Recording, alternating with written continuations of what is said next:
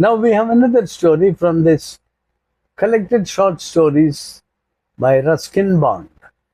And in this, we are now reading the story titled The Coral Tree. It's a very little story. It goes like this. The night had been hot, the rain frequent, and I slept on the veranda instead of in the house.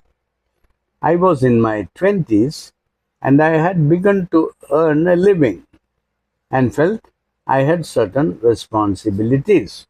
To earn a living means when a person is a child, the father and mother, that's the parents, they take care of the child to provide a house and food, and then the child has morning he bathes and freshens himself, puts on fresh clothes, all provided by the parents. Then the child eats breakfast, and then the child has to go to school. The father or the mother will drop the child at school. The child will learn in the school. And when school is over, they will bring the child home, and the child will remain at home. He'll have food, which the mother will provide. The father provides all the things required for the house. So that is a family, the father, the mother, and one or more children.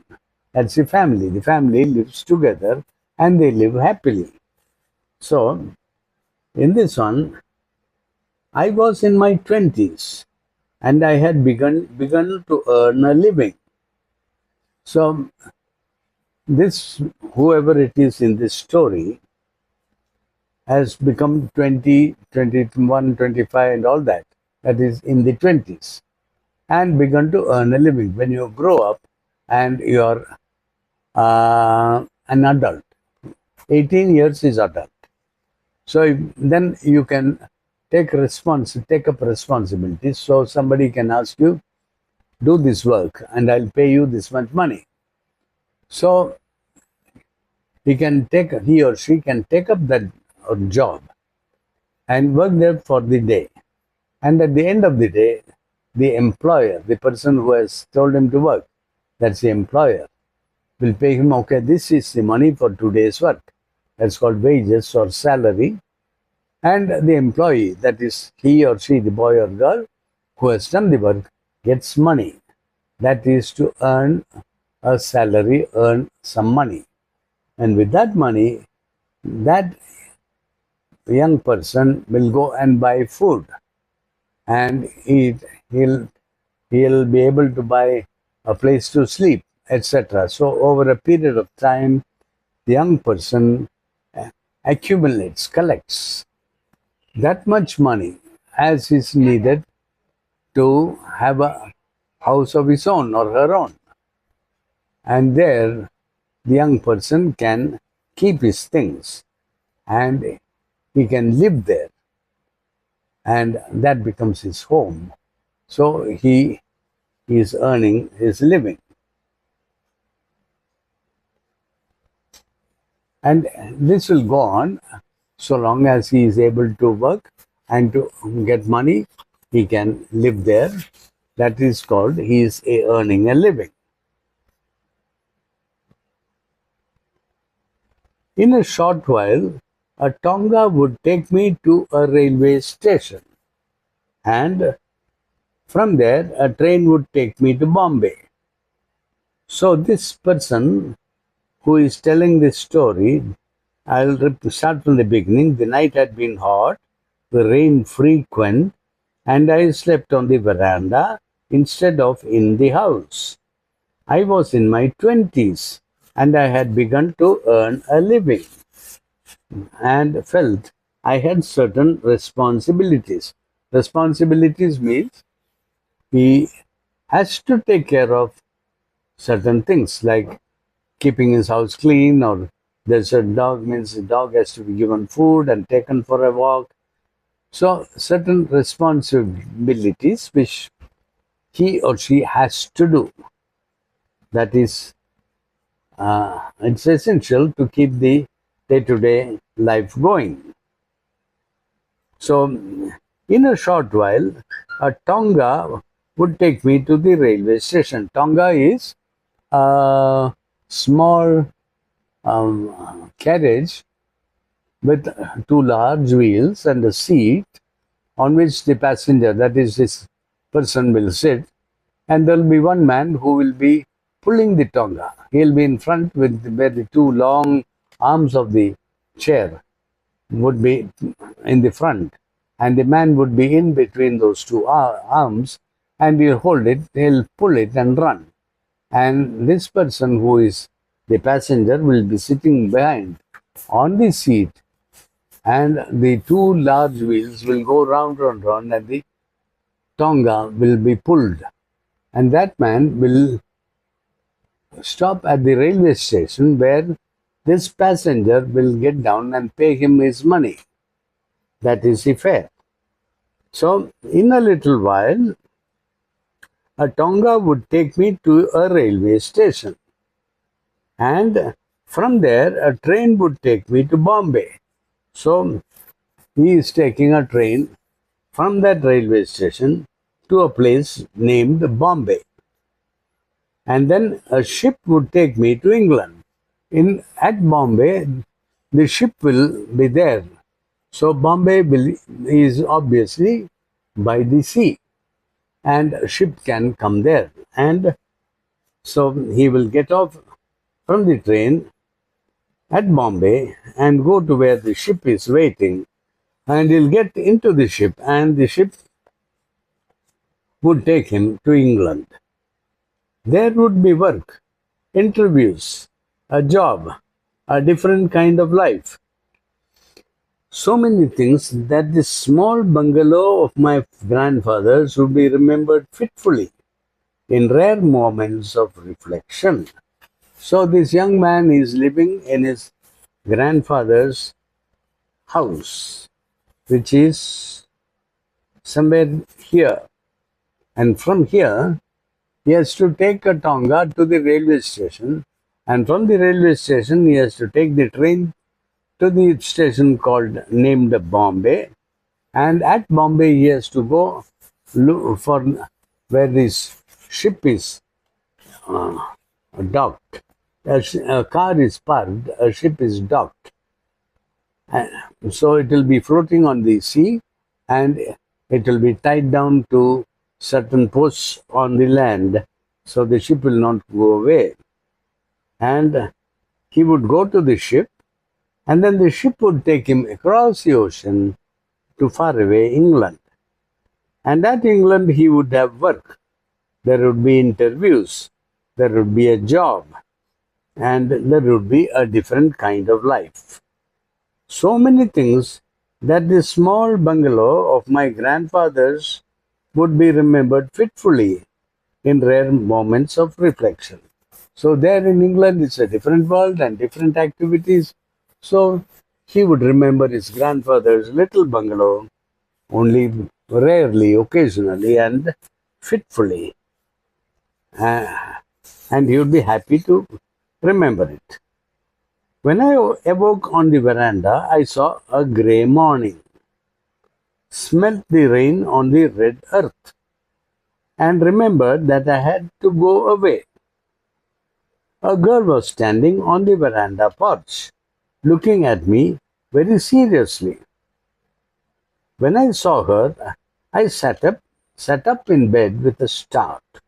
So the night had been, I start from the beginning, the night had been hot, the rains frequent, and I slept on the veranda instead of in the house.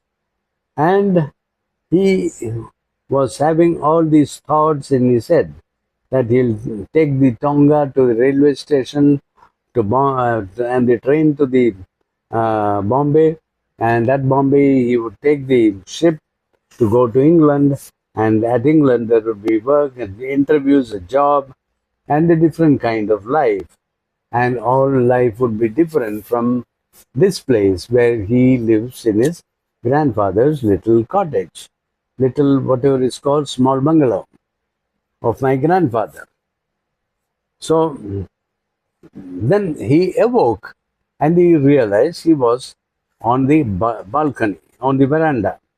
And when he opened his eyes, he saw it was a grey morning.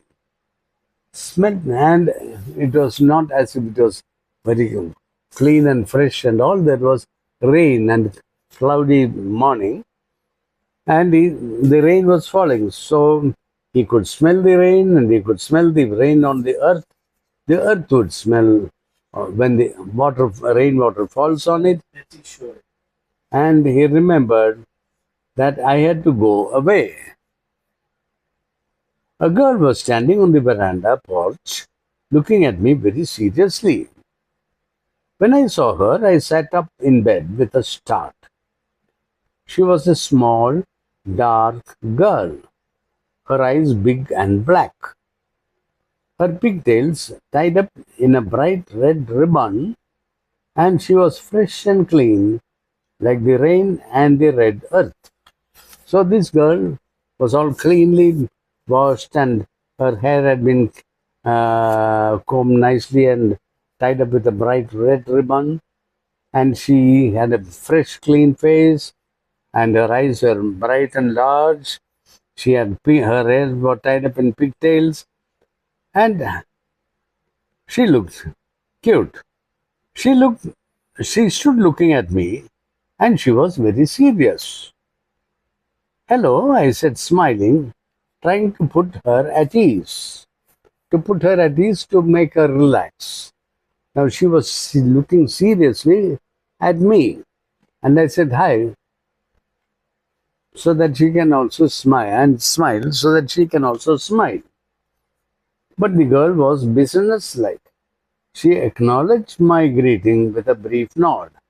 So when I said hello, she just brief nod, and there was no smile, there was no greeting, there was no hello. Can I do anything for you? I asked, stretching my limbs. Do you stay near here? She nodded again. With your parents? With great assurance, she said, yes, but I can stay on my own. You are like me, I said, and for a while I forgot about being an old man of 20. I like to do things on my own. I am going away today. Oh, she said, a little breathlessly. She was excited that he was going away. Would you care to go to England? I asked. I want to go everywhere, she said, to America and Africa and Japan and Honolulu. Well, maybe you will, I said. I am going everywhere and no one can stop me. But what is it you want? What did you come for? I want some flowers but I can't reach them. She waved her hand towards the garden. That tree, see? So she wanted some flowers from that tree, but they are high up and she could not reach the flowers. The coral tree stood in front of the house, surrounded by pools of water and broken fallen blossoms. The branches of the tree were thick with the scarlet pea-shaped flowers. So the branches of the tree were thick with the flowers, but all around the base of the tree there was pools of water. All right, I said, just let me get ready. The tree was easy to climb, and I made myself comfortable on one of the lower branches, smiling down at the serious upturned face of the girl. So the girl was seriously looking, and then he climbed up the tree, and then he stand on one of the lower branches, and the girl was looking up at him. Then he said, I'll throw them down to you. I bent a branch, but the wood was young and green, and I had to twist it several times before it snapped. So when the tree is a little bit more mature, the branch or the twig is more, it's not so flexible, it can be broken. But this was a very tender branch, and so it did not break. It bent, and so he had to twist it and turn it several times before it snapped. I'm not sure that I ought to do this, I said, as I dropped the flowering branch to the girl. Don't worry, she said. Well, if you are ready to speak up for me, don't worry, she said again. I felt a sudden nostalgic longing for childhood and an urge to remain behind in my grandfather's house with its tangled memories and ghosts of yesteryear. But I was the only one left, and what could I do except climb coral and jackfruit trees? Have you many friends? I asked. Oh, yes, she said. Who is the best? I asked. The cook, she said.